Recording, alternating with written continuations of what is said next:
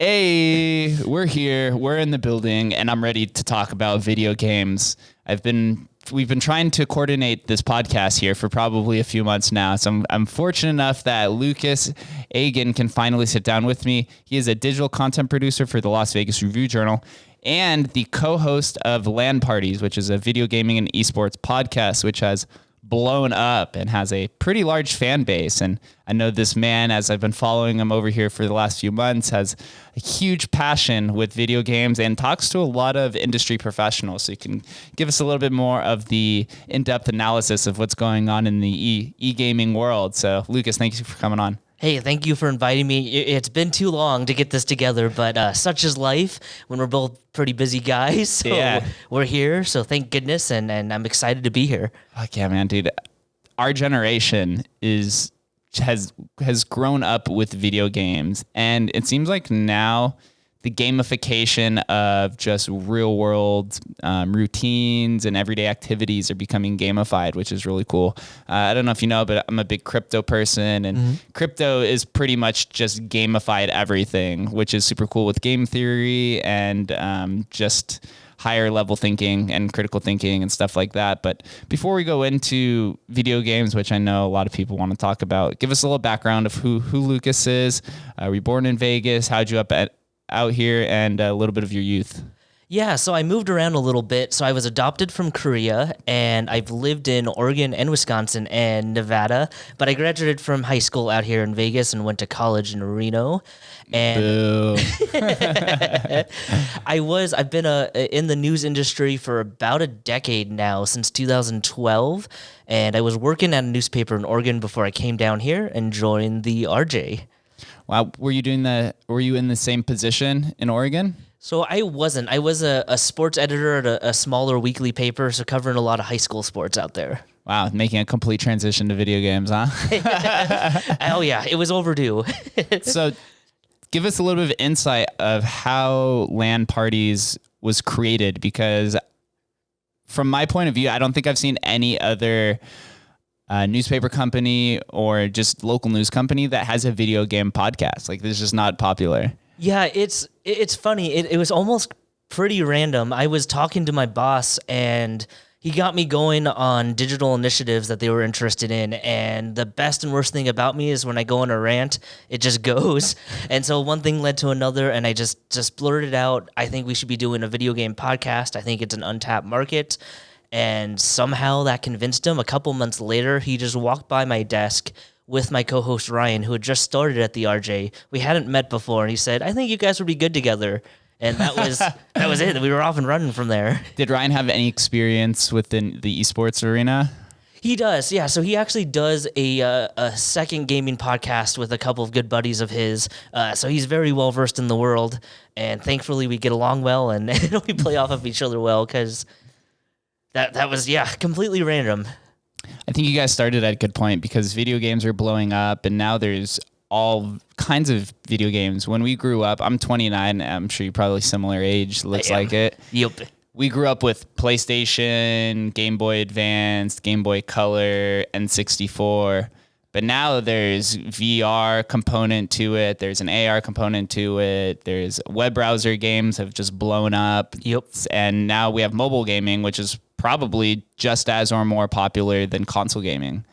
Yeah, it's been pretty incredible. And it's funny that we used to always write off mobile gaming, right? But it's so lucrative now. And you look at the caliber of mobile games. If you look at something like Apple Arcade, they've got some AAA titles, is what I would call them. If they were released on the Switch, no one would bat an eye. So it's fun to see everything evolve and see them push boundaries, both in technology and in their storytelling methods. It's been so much fun growing up with games. When it comes to LAN parties, what are you guys covering? Are you talking to individuals? Are you covering topics surrounding the industry? What is the focal point? So we do talk a little bit about news items, but most of the episode is we talk to individuals within the industry. So game directors, voice actors, composers, that kind of stuff. And most of it's spent on them and their careers and their projects. And from the few episodes that I've watched from you guys, it made me realize that some of the employees or some of the back end stuff that goes on behind video games is almost similar to a movie where at the end credits you see like all these names and all these positions. And from watching yours and Ryan's interviews with some of the guests, you talk about voice actors and different graphic designers and there's some weird position names that I wasn't even familiar with that existed. So there's a lot that happens on the back end that I had no idea about. Yeah, it's eye-opening, right? Because, I'm always tempted to skip credits. And I do that a lot less now because I've gained this appreciation of, everything from the way a gun handles in a multiplayer map to the way an entire level looks. People are working on those fine details, and it's a huge undertaking. It's a wonder games get made in as much time as they do because it's impressive. So what is your favorite part to cover? Or here, I'll start some controversy while we're here. What is your favorite console system? Okay, so I'll answer this two ways. I always have a lot of nostalgia for the Game Boy Color, which was my first system of any kind. But I really, really enjoyed my Xbox, the original Xbox. By the way, I hate you, Microsoft. Change your naming conventions. It is so hard to talk about old Xboxes now. But, that game pioneered Xbox Live when Halo 2 came out. Yes. Those chat rooms were raunchy. Right. So I just have these memories of just these epic games, Halo 2 sessions, and it was a really good system, surprisingly, for RPGs, if there were just games like Jade Empire and all that. So that system holds a special place in my heart, although they ditched it pretty quickly once the 360 came out. But yeah, I do love the OG Xbox. So do you still find pride within the Microsoft systems, or have you moved over to the PS5, which seems like the entire world has been doing? So last gen, I had a PS4. I'm still on the hunt for a PS5. And mainly that was because most of my friends were on PlayStation systems, so it just made the most sense for me. I do own a Switch too, and I am glad for Game Pass, though, because it makes Xbox's stable of games much easier to play, so I'm definitely happy about that. What is Game Pass? So Game Pass is a subscription service, essentially. So they add games all the time, AAA titles, new games that'll be coming out. So basically, you can play online on like a gaming PC and whatnot. So you're not tethered strictly to an Xbox. And from what I've learned, just for a little disclaimer, I've been out of the video game world for a few years now. I actually sold my Xbox system when I started the podcast because I was like, I'm never going to get any work done if I have my Xbox in front of me because I'm going to sit here and play. I was a big Madden person for a long time, big sports players. I did back in the day, I was a big Crash Bandicoot and Spyro and those real world kind of players. But from what I've seen now, a lot of games you don't even have to buy the disc anymore, correct? You could just download it through something like Mint Pass. Yeah, honestly, it's most of it's digital. Most of it's digital these days. So it's probably rare for people to actually go out and buy discs anymore. I still kind of like discs. I still like. I guess I'm old fashioned. I still like the physical copies of it. But yeah, digital's the way to go for a lot of people. So have you covered anything surrounding GameStop? So we haven't had anybody in an official capacity, but my goodness, what a ride that company's been on, right? Yeah, and they're pivoting too. I saw that they are looking into getting into NFTs. Yeah. As one of their main pitches, which they got to pivot now because, man, I just getting cheated from selling games to GameStop where you buy a game for $60 and they're like, we'll give you $4. I know, God right? Damn it. Yeah, I know their slogan's always power to the players, and it's a not so dirty little secret that they just screw us over. Yeah, it's so bad. It makes you want to cry. So yes, they need to pivot. They've been needing to pivot for a lot of years, thus the problems they were having before the whole wave of emotions that I'm sure they felt over the past couple of years here.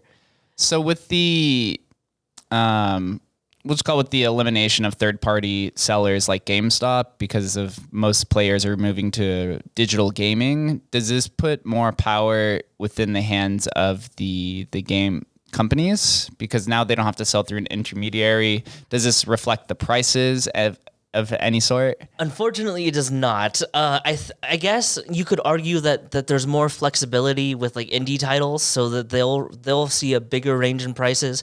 But AAA titles are still I think next gen they're up to 70 now sometimes. So like unfortunately we're not seeing a break in price. Of course, yeah. They're gonna keep it the same and then pocket the difference. Oh yeah, I know, and it's a little annoying because like if you buy digital, you don't even need to pay for the packaging. So come on, guys, knock a few dollars off. Is there any sector of the gaming industry that is receiving massive growth over the last like year or two? So I would say that the indie community is just blossoming, and it's because there are so many more tools available to these teams, and they're figuring out ways to work with smaller teams, and they have more creative freedom than those bigger studios to take risks in their storytelling. So I think we've been in such a sweet age for smaller games and independent companies to come in and really push the boundaries and come out with some really intriguing and fun titles. Are these based around adventure games for the most part? So I would say, yeah. We've seen a pretty good mix, but yeah, a lot of side scrolling, a lot of Metroidvania games, a lot of adventure games. Yeah. Who is the leading game producer right now or company? Is it still Rockstar or some of these? I forget who the other ones were. Oh man, that's a little hard to define. Rockstar's still up there, although they're still riding on Grand Theft Auto Online, so they don't really need to make a new game. So obviously, though, that makes them boatloads of money. Game producers, anytime Kojima says anything about possibly making another game, the whole internet goes crazy, and he has all these wild ideas that are just insane.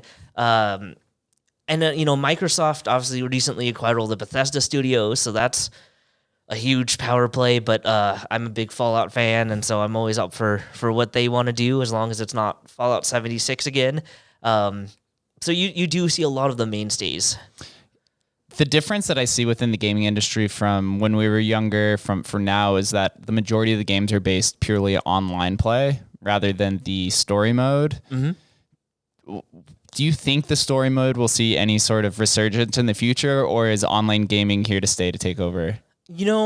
I think that there will always be certain titles that will push single player narratives. If you look at a game like Ghost of Tsushima, look at like a Last of Us, games like those, that they will keep driving single player narratives. But there's no question that these games of service are the future, because studios can just keep milking money off of people long after the initial copy is sold. And business is always going to win out.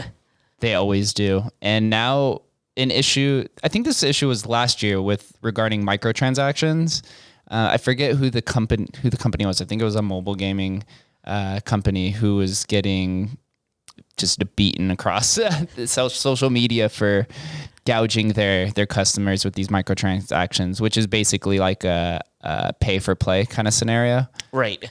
Yeah, and it's funny. A lot of companies have like cycled through just getting put through the ringer because they've dabbled into microtransactions. I'm okay with them if it's only cosmetics. Like, as soon as it starts affecting gameplay, I do have a major issue with that, because now you're very much putting it behind these paywalls that not everybody has access to. And I don't know. The whole practice still seems iffy to me in general, but if you're going to do it, at least make it not affect gameplay. Yeah, unfortunately, that'll probably never happened, as companies are there until decentralized games kind of take over. Then it is truly power back to the people. Have you covered any decentralized games yet? So not too much. Yeah, no. We're still trying to. This year we've been trying to make a better effort of diversifying the guests that we've had. I think last year we kind of fell into the trap of voice actors a lot, because they're usually the most eager and most public faces of a game. So this year we've been trying to circle around to the variety of guests that we have. So are voice actors very popular within the gaming communities? They can be, yeah. There are some absolute legends that will drive fans crazy and are always at those big conventions whenever we can have those again. They've got their dedicated bases. So what position or who usually is viewed as a celebrity within the gaming community? Is there a specific actor, producer, gamer, anything like that? Yeah, so voice actors, there's definitely people like Nolan North, who is Nathan Drake in the Uncharted series, and a ton of other roles. Troy Baker, who is Joel in the Last of Us series, and a ton of other roles. Jennifer Hale, who is the female Shepard in the Mass Effect trilogy, and a million other roles. So you have these people who have built up these nice and long careers that are absolute studs and stars. Game producers. So the game development side is interesting. They're generally more introspective and they don't like to be in the public as much in my experience that I've seen. So you'll see some like Kojima who enjoy the attention, but a lot of them are kind of wary, I think, too, because they don't want to say something that people might take out of context, and all of a sudden they're going viral for all the wrong reasons, even if it wasn't their original intent. So the development side is definitely quieter. That is the unfortunate side of social media and living in a digital world, is that somebody's image is tied to their brand. The example I use pretty often is Elon Musk with Tesla. Most people buy Tesla because they like Elon Musk. Where on the contrary, if a developer is building out a game and he's accidentally says something about his political position or about another team, then people are just going to turn away from that completely. Yeah, and honestly, we saw that happen just a little bit ago. I'm blanking on his name, but a gentleman who created the Five Nights at Freddy's franchise, they found out that he had donated to certain political candidates that his fan base was not a fan of, and the backlash was so severe that he's now stepping away from the franchise that he created. So it's pretty crazy. It gets really intense, and it raises a lot of interesting questions on, do you draw a line between somebody's personal side and what they do creatively, or do you hold them accountable for what you think is wrong? Yeah, it's interesting. I think it would be safe to say that the majority of gamers probably lean a little bit more left than they do right, because liberalism is more about communities, and that's what the internet is all about, internet communities. And I think gaming is only going to continue to grow. We're seeing this cross section of gaming, or the evolution of gaming, even within Vegas, right? Obviously, over the last year, they've removed I think it's between 30 to 50% of the table games. And now they're installing slots and video poker and different variations. But I know there has been a movement to try to migrate to skill-based gaming. Yeah. Because that's what we grew up with. That's what we find more interesting. What better way than to just go to a Las Vegas casino and play some sort of game where you could win money, but it also takes some sort of skill. Right? Yeah, it seems like a pretty natural evolution. It's funny, I was walking through a casino the other day and saw a Silent Hill slot machine getting some pretty prominent positioning, and yeah, that's something we never would have seen 10, 15 years ago, and it's pretty cool. When Pokemon slot machine. Yeah. Oh gosh, if they make a Pokemon slot machine, I'm gonna have to budget. I'm gonna have to budget for that. That's what a lot of the gaming companies are trying to figure out here, is how to onboard millennials into their casino and gamble our money away. Yeah, it's fun. It's they've been a little behind in adapting to these changes, but now that they're starting to take notice, I'm sure we're gonna see some exciting things, because these casino companies have tons of money to throw behind R&D and figuring out what's best. I have seen some interesting branding. Have you been to Allegiant Stadium yet? I have. Do you see they have a Twitch lounge? I do. Which is sponsored by Twitch, which I thought was really cool. I didn't get to go in there. I don't know if they actually had screens with cameras or anything like that, but that was an interesting sponsorship and brand to show that they're trying to lean towards our generation. Yeah, I'm really interested to see what they're going to do with that going forward, because it was unexpected, at least on my end, to see that happen, and they could do some cool things there. Yeah, outside they had a bunch of screens with a bunch of Twitchers that were actually live streaming. And speaking of Twitch is absolutely blown up too. I think especially or particularly since the pandemic started, because everyone was at home stuck trying to do all kind of things. Do you cover anything in the Twitch realm? Yeah, so we have had some Twitch streamers on before. You're right. I mean, Twitch streamers are celebrities these days. I mean, they're media personalities, and the pandemic just accelerated that. Twitch was already trending upward anyway, and now that people had a bunch of extra time that they had to kill, streaming, obviously a popular thing, easy to do to get started, and the communities they built, can be really fun and healthy and organic. So it's fun to see when they take off. What's your opinion of Twitch streamers? I know for some it could be considered a cop out. I know it's been easy for some to just put a hot girl in front of a screen to play video games with, just in lingerie or some sort of nature like that. So, and that's where it becomes a little bit more commercialized than what some of the gamers are traditionally used to. Yeah, I mean, Twitch has a host of issues that they got to hammer out here sooner or later. I tend to look at the positive, like the ideal version of Twitch of seeing somebody really invest in their community and engaging their community. And when that happens, it's a beautiful thing. I think on any platform, you're going to have people trying to game the system and take advantage of it. I would say that the majority of those people won't have the longevity as if you put in the time to actually build something organically. So at least that's what I tell myself to make myself sleep better, is that they probably won't be here in 5 years. Why is watching somebody play video games so popular and so lucrative? What is so enticing about that? At least for me, part of it sometimes was I just don't have the time or the money to go out and buy, 10 different games. And so watching somebody play it and experience it is kind of a way for you to still get that feeling of the game and all the emotions of the story. I also have just latched onto personality, so it's almost like you're visiting an old friend. I think it's a little bit like listening to a podcast you love. You latch onto these hosts, you like what they bring to the table, and you can come together and you feel like you're a part of something. And it seems like now that Twitch has catapulted a lot of these popular esports gamers into the spotlight. And I think was it out here in Vegas where there was a Twitch streamer who was in a League of Legends tournament, won like $1 million or a little over.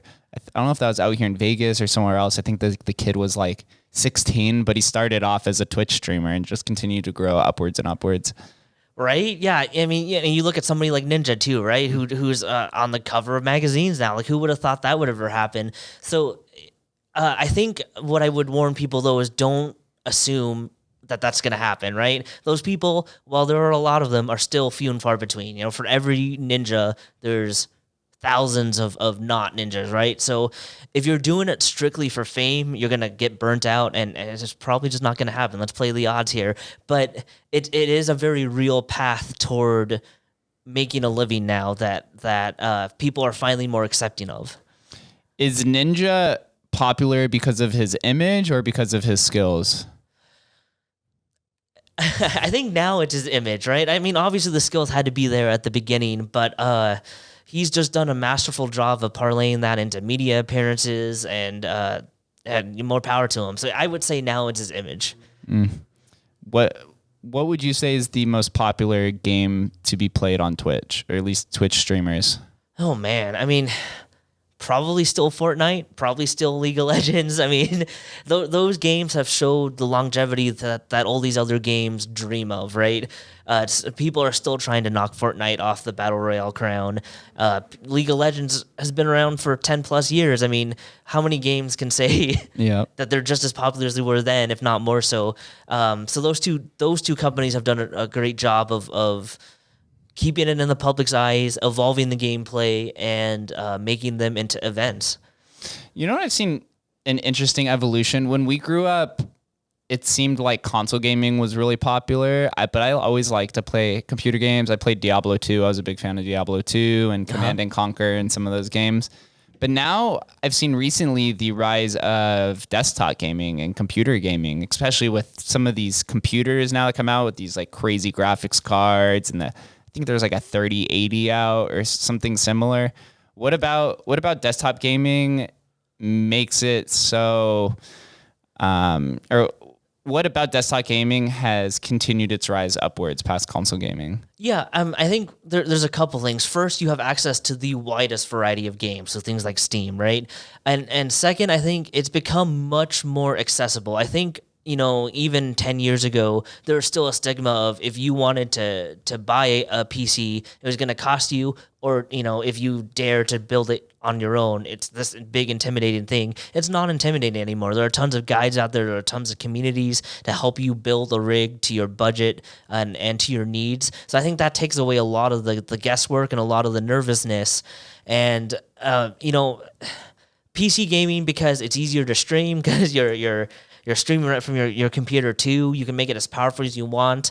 You can replace parts. So it's not like you're buying a new console, every 2 or 3 years now, it seems like, with the mid-cycle upgrades that consoles are doing. And I think it gives you the best bang for your buck overall, gaming-wise. I think so too. Also, just like you mentioned, the power of these graphics cards, which increases the overall gameplay, just because it looks more realistic. Because I think that's the ultimate goal for all gaming companies, is to imitate reality to as close as possible. Yeah, and it's funny. I'm interested to see how VR kind of evolves from here. Like I have a Quest 2, which I think is important for the VR space because it's standalone, so they don't need to own a PC rig or a game console. But the comfort thing, they got to figure out. Like I cannot play my Quest 2 for more than half an hour before I start to just overheat a little bit. What games are you oftentimes playing through the VR headset? So I still play a lot of Beat Saber. I do like Super Hot. I haven't played a lot of shooters yet, but I'm interested to see how that translates into the VR space. But like the potential's there, but those head coverings are just so hot and so heavy that I don't know. Like the comfort thing's not there. Do you think VR will inevitably take over all gaming, or do you think the VR gaming experience will have the most players at some point here in the near future? Oh man, that's a tough one, because like I think of like Sword Art and like the whole like really transport you into another world. Like if you ever got to that point, oh heck yes. I think with VR, they're still fighting the perception that it's a gimmick right now.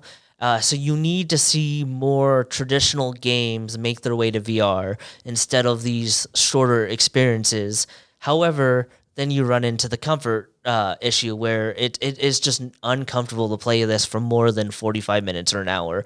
Whereas, you can sit down on your PC and play a game for 6 hours and be fine. So they're kind of in a catch-22 in my book. I need to see more traditional like games, but I don't think I would invest the time even if it was there yet. So it's something that's probably 5 to 10 years off still. I'd say so, yeah. Unfortunately, I love VR. I always think about Ready Player One. I think that's what most people think of like man. What the future is going to be holding at some point. And being involved in the crypto space for so long, many people within that industry think that's the inevitable outcome of society as well. Yeah. Oh man. Ready Player One would be awesome. Yeah. I want that. Is there any sort of popular AR gaming? So I'm not a huge AR gamer. I know that like Apple for one is pushing AR stuff a lot. I just haven't seen a compelling use game wise for AR to really drag me in, but I'm sure it's there. The potential's got to be there. Has there been any companies to at least take a shot at it?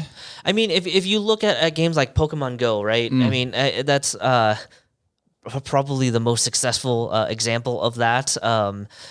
And I mean, even that, right? You had that 3 or 4 month stretch where the whole world was playing it, and it's still incredibly popular, but it's not in the zeitgeist anymore, really.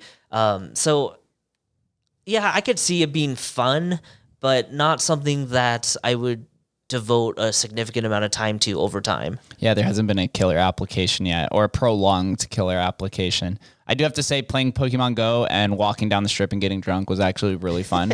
I did do that once. But also during that few months stretch where it was really popular, there were hundreds of people walking around the strip playing Pokemon Go. It was such an incredible sight to watch. It made me really feel like we were at something in the future where no one is actually paying attention to what's happening in the real world. Yeah, and I'll say this, right? It was simple enough that you had grandparents playing with their grandkids, and like you said, everybody's walking around, everyone's like talking, pointing stuff out. Like that moment in time was so cool to be a part of it. I just don't know how you stretch that out or into something that keeps people coming back to that. Yeah, there's going to have to be some sort of crossover, VR, AR, mobile gaming, and we'll dive a little bit more into mobile gaming because that's super popular, and there's companies now that are making literally billions of dollars from it. What what 3 games would you consider to be the leading mobile games? Oh man, I mean, okay, if I'll define leading as examples of the variety that you're seeing in mobile gaming now. So I still would put Pokemon Go up there, right? Because it literally captured the world's attention, and like it wasn't like a Candy Crush where people might have heard of it, but no, people were actively engaging in it. Got people outside somehow, and talking and sometimes being dumb on where they were walking and not paying attention. But so I would also point to a game called Fantasian, which is on Apple Arcade currently, but it is like a AAA RPG, just built with touch controls. It all works pretty smoothly. So the way they did that game is they built a bunch of dioramas and then overlaid the characters onto the dioramas. So you had like live, real backgrounds with your characters. And I think that shows that there are creators out there that are ready and willing to put really good titles that you would normally only see on consoles or PC out there. And I think that excites me about mobile gaming a lot. I mean, Fortnite's on everywhere, so I won't say... Because that's a cross-console game, correct? It is. You could do desktop, Xbox, PlayStation, mobile. It is, yeah. So I do like the fact that you can play no matter what you play on. So that's something I've always admired about Fortnite is, wherever you game, you can play Fortnite, and it's still free to start. And even the battle passes provide pretty good value if you're really into the game. So, yeah, I think those 3 are a pretty solid start. What's the game that Age of something, or it's like a castle game that everyone where you fight each other? Clash of Clans. Clash of Clans. Is that still popular? Yeah, I know a couple people that spend a lot of money and way too much time on that. So those are the types of games that I'm always a little wary of, because to me they kind of come on the wrong side of charging too much all the time. And my biggest issue with mobile games is that some of them will play toward too addictive personalities, and becomes like gambling almost. Yeah, it just doesn't feel right. Mm-hmm. I remember in college, one of my friends was a huge fan of Candy Crush and had spent literally thousands of dollars leveling up or whatever the components were to the game. I think it was to get more lives so you don't lose the level that you're on or something like that. And I've never been a big fan of mobile games. I think the last mobile game I played was Angry Birds, which is a pioneer. I feel like Angry Birds was like the first killer app, literally, within mobile gaming. Oh yeah, that was the first one that you didn't matter how old you were, you at least heard of it. And now they made movies after it. Right? How crazy is that? Which, by the way, how did they take so long to make an Angry Birds movie? Like, it seemed like they waited way too long. You know what I like to see now is like they're starting to make video game movies, because our generation is becoming the most populated generation on the planet. Mm-hmm. Whereas before and now there is a lot of superhero movies, and that kind of caters towards our parents' generation or the Generation X before us. But I think what we're going to see in the future is many more movies that are made after video games. Yeah, and they're finally getting good. Like, for so long they were thought of like these afterthoughts of like the Resident Evils of the world that were okay at best. And like, so even Free Guy that just came out, even though it wasn't based on an actual video game, it's still obviously a video game movie where you play as an NPC. And so we're finally seeing these quality movies, and now we're just waiting for our version of Spider-Man to kind of blow the doors open. I'm waiting for Crash Bandicoot or Spyro movie. Oh my gosh, they gotta come, right? They gotta come. That's our generation.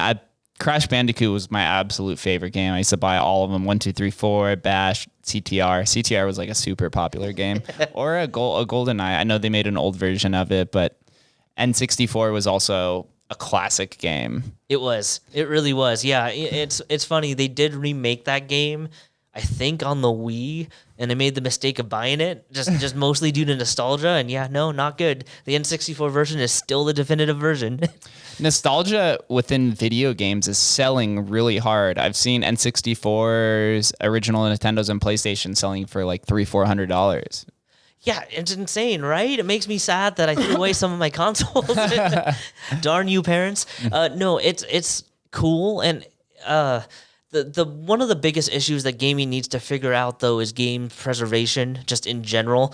If there is a downside to digital, is like how do you preserve this game 10, 20, 30 years from now, right? If you had it on a disc, you at least have the disc, and as long as you had a machine that could run it, you could play the game. Digital, with rights changing all the time and games getting pulled or whatever, it makes me worried a little bit that like 30 years from now we might not even be able to play some of the games that we love. It's an interesting thought. I had not thought of that before. As long as you could as long as those who have the physical disc, you could keep it safe without scratching it up a million times. Because I remember being a kid looking at the disc and you're like, man, it looks like someone just took a fork and just scraped it consistently. Right. Okay. Although I don't know how people do that, right? I was pretty careful with my discs. Sure, they got scratches, but like I never had one that looked like I just took nails and went like, nope. Or you remember having to blow into the Nintendo or the N64 or blow into the cartridge of the game? Yup. You don't have to do that anymore. That's nostalgia. Right? Kids have it so easy these days. Is there an active retro gamer community? There is. Yeah, there is. It's funny that gamers of a certain age, probably around our age, really like. There's a sect of them that really like looking back and playing like the Legend of Zeldas, the Marios, the Crashes, the Spyros, of our early childhood gaming memories, and so it's thriving. Yeah. Interesting. And what I've seen a resurgence, and this is also something within NFTs, is the rise of pixelated art. Yeah. And it's because our generation is buying it because it gives us that nostalgic view. And a lot of people who are looking at it are like, or the younger generation, Gen Z, are like, I don't get it. What is this? It's funny too, because like when we got out of the 8-bit and 16-bit eras, we were like, look at these graphics. But now when they make an 8-bit game, we're like, look how beautiful that looks. Yeah. Like, oh man, this is weird. Nostalgia sells. This is something that Gary Vee has like lived off of. His virtue for like the entirety of his career is to sell nostalgia. That's why he goes to garage sales and just goes to swap meets and different variations like that. Yeah, so, I mean, if you have your old games, don't throw them away. For goodness sakes, they are selling like hotcakes. Do you have any old system? Man, so, I mean, I was kind of a late gamer, but I do have all the systems I own. I still have my Game Boy, I still have my Xbox, and everything I've owned since then. Do you have Pokemon for Game Boy? I do.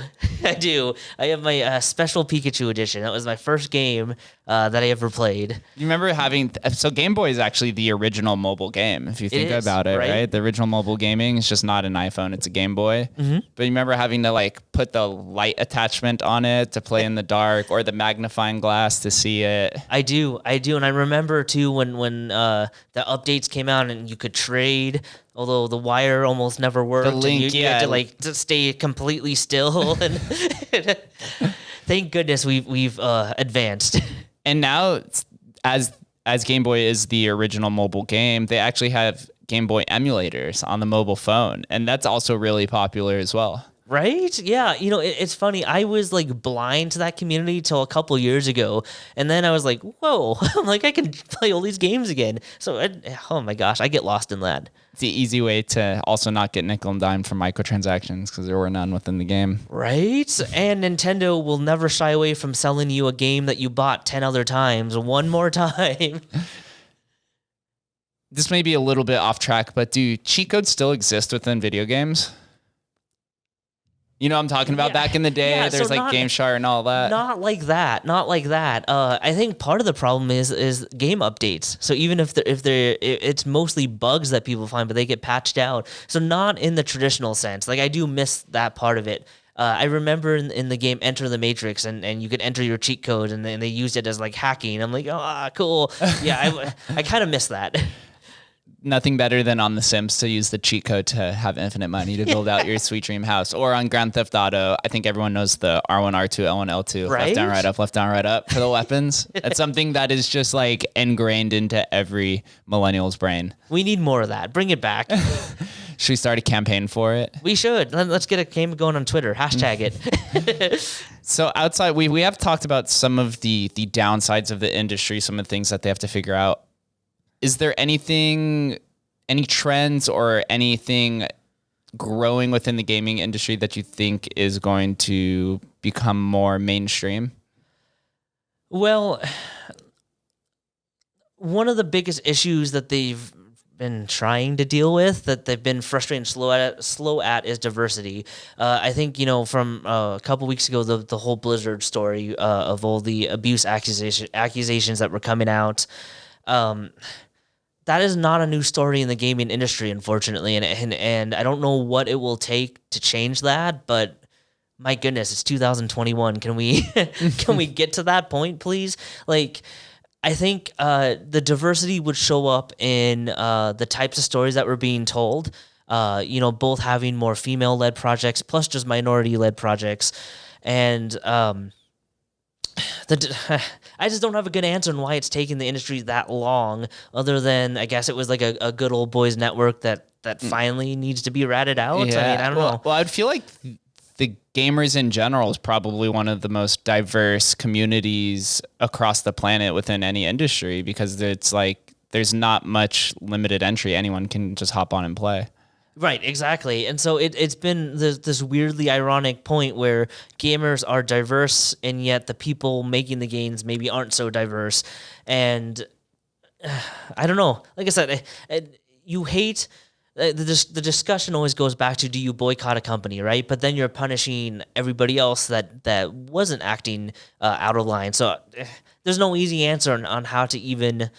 act as a gaming community to make that change happen. Yeah, and even if it's done unintentionally, when you have the same group of individuals who think the same creating a game, there's some sort of unconscious bias towards creating it. And one of my friends who I had on the podcast, Jaden, who studies computational neuroscience, was talking about how those who are building AI algorithms are generally white, and so therefore the algorithm has a preferential decision-making towards that kind of adoption. And so then unintentionally, there's a prejudice against the minorities. I would assume that's probably something similar within those games. Yeah, right. I mean, it is, right? If you're surrounded by people similar to you, of course, you're going to have that kind of group thing going, and maybe not even realize that the bias might be setting in. It's long overdue to be changed. You always worry that, like the Blizzard story, that it might just be brushed over and people forget and move on to the next news story. But it's something that needs to change, like, now, and because there are tons of creators out there that have just been itching for a chance to do something. Is there anything, in your opinion, that you would like to see grow out more, or any sort of adoption within the gaming industry that you like to see? So I would like to see more accessibility features. This comes from a kind of personal experience. My girlfriend deals with some health issues that mainly shows up in pain in her hands and wrists. So, like, traditional controllers can be tough, especially if it's a more of a twitch game, like a shooter or something that needs fast reaction time. So I would like to see gaming companies embrace that segment of the population, which isn't insignificant, to allow them to enjoy these games. I know Microsoft has their adaptive controller that works wonders for people with certain disabilities, and I would like to see more companies kind of embrace that, rather than it just be a if we have time after the fact kind of a thing. You think we'll ever have brain-wired controllers? I don't know that I would trust that if we did. Going back to Sword Art Online, yeah. Well, if that goes wrong. Mm-hmm. Yeah. Well, I had a friend who was building brain computer interfaces, like where you put the electrodes across your brain, and he was able to click mouse commands on a computer. Ooh, that would be nice. Yeah, that would be awesome. If I have no doubt that the technology will get there. So when it does, that will only help open gaming to so many people. Fully immersive experience. And then that just goes hand in hand with the VR experience, which everyone is just so eager to have. I mean, it's been portrayed in movies for decades. It's one of those technology things that you'd think we would be there by now, just because it's been in so much media through the years. You're like, oh, how does this not happen yet? Mm-hmm. Have you covered the esports arena at the Luxor at all? We have. We've done a couple of interviews out there. I've done a couple of stories out there. It's a pretty cool place. You know, they have weekly tournaments going on, so they're trying to cater to their community. I think their location honestly helps them, because I don't think as many locals would go there if this was located at the center of the strip, because none of us like to deal with the traffic. Let's be honest. The parking. Right? So I think it's far enough on that end of the strip that it's easy to avoid the strip traffic. It's funny, when the pandemic hit, they had to pivot toward online tournaments, which you would think would just be there from the get-go, but it actually wasn't. They were so focused on the in-person experience that when the pandemic hit, they had to really think about, oh, hey, we got to build up an online infrastructure now. So they had to kind of do that on the fly. Would you consider this the leading esports arena within Las Vegas? I would, because it's got the glitz and glamour of being in a hotel. They have pretty major events there. You know, they did an event with Ninja pretty shortly after they opened up a couple of years ago. They have industry events out there, so I think they've done well to establish themselves as the destination in Las Vegas. I've seen the esports arenas popping up more and more. The facility where I host the blockchain meetup at Blackfire Innovation, they have their own gaming arena in there as well. One of my friends that lives at Tuscan Highlands in the south end of Vegas, they have their own esports arena within that apartment complex, which is insane. Do you think esports arena is the future of gaming, or at least gaming, or the crossroad of gaming and entertainment and networking? I think so, you know, especially for our generation and younger, right? I think that's the way to go. It's funny, the Tuscan Highlands, I know the guy who designed that, and he was saying that, like, hey, when younger people look for a place to live, they would much rather see an esports complex rather than, I don't know, something else that they don't deem essential. So I think you're going to see that pop up a lot, and access is always a good thing, right?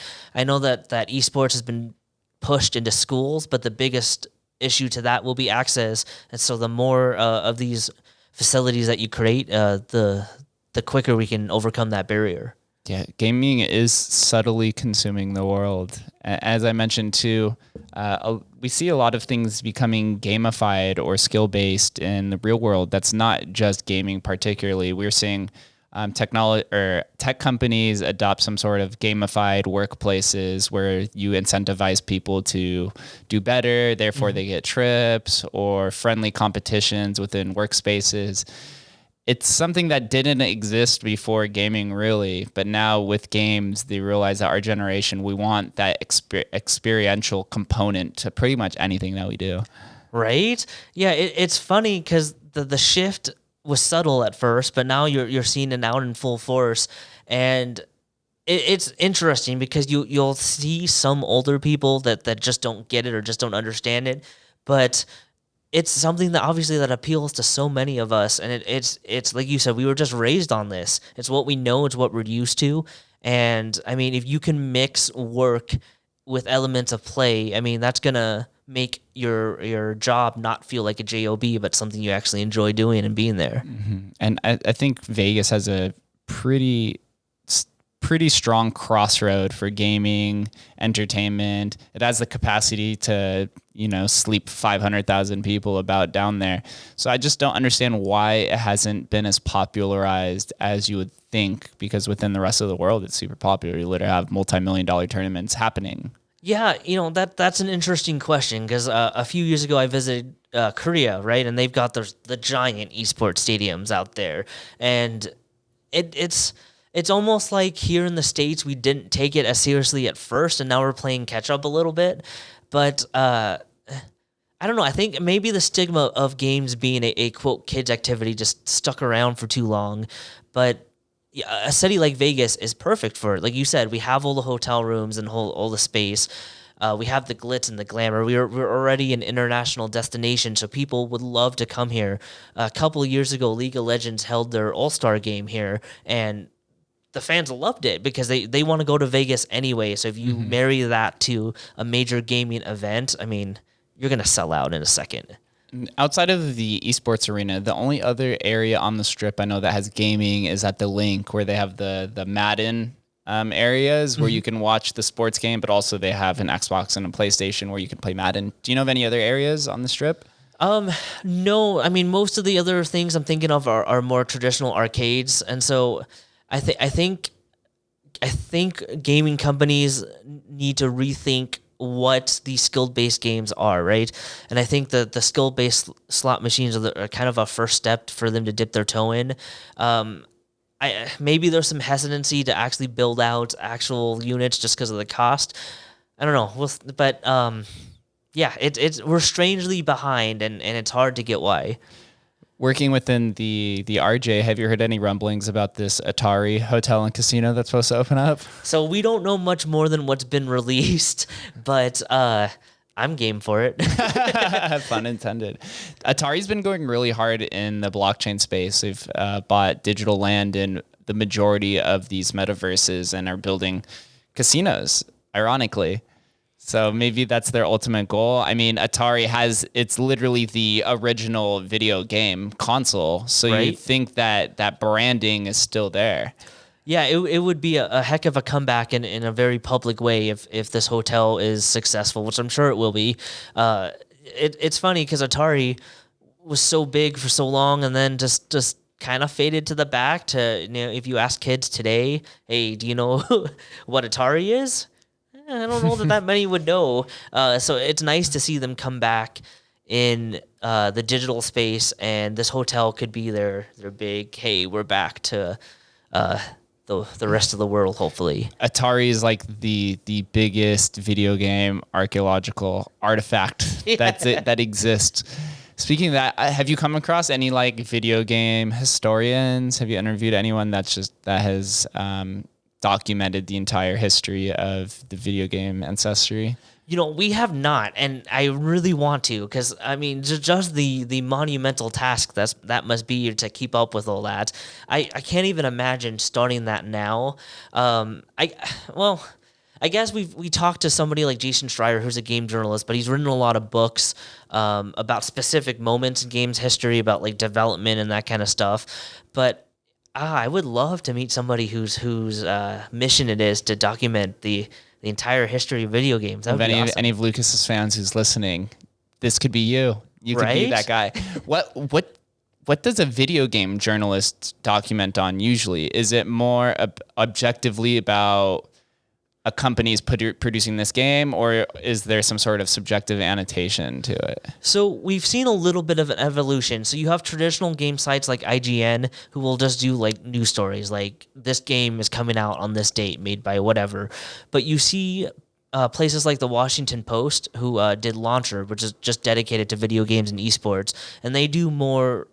If you want to call it traditional stories, kind of going into like, are workers unhappy? Why is that? What happened with this game? Or a little more investigative pieces. So we're seeing some of that dip into games journalism now. Interesting. And they have their own websites. Are you familiar with Substack at all? I am. Do any video game journalists, have they migrated over to that platform? Because I know tech journalism is probably the most dominant narrative within Substack. Yeah, I mean, I'm sure they have. I haven't seen many do it prominently, but I'm sure people are looking into and building into it. I'm sure they are. How about video game YouTubers? Are they a positive or negative for the industry? It's always a double-edged sword. I think they're a net positive if I'm choosing between the two. Yeah, I'll say they're a net positive. I mean, I don't like how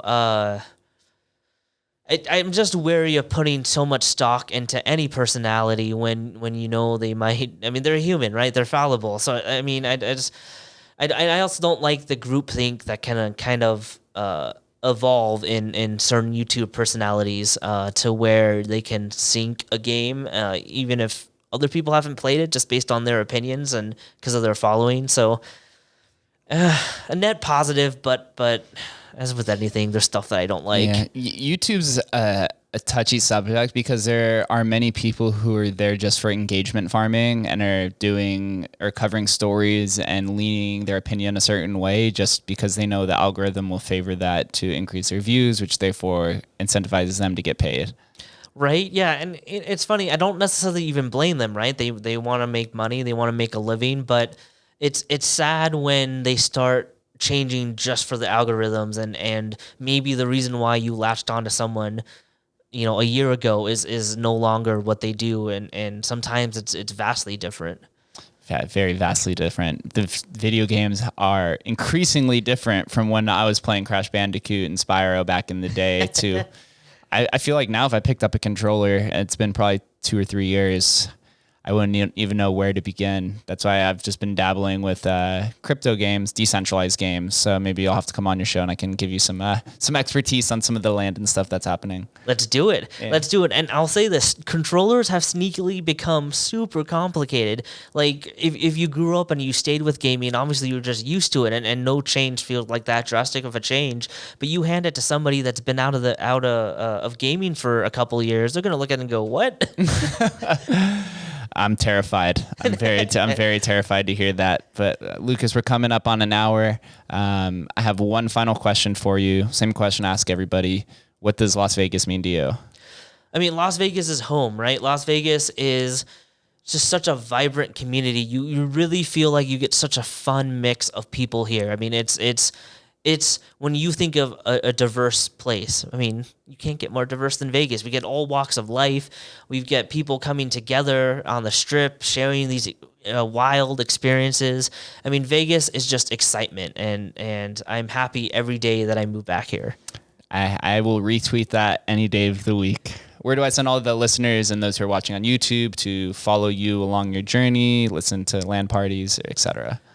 So LAN Parties is on all podcast platforms. I'm most active on Twitter at Lukas Eggen. That's probably the easiest place to follow me for some future projects. Yes, a fellow Twitter person. Dude, you might be one of the only people that I've had on here who is most active on Twitter because I'm most active on Twitter, so I have a pretty hard bias towards it. We're secretly the cool people.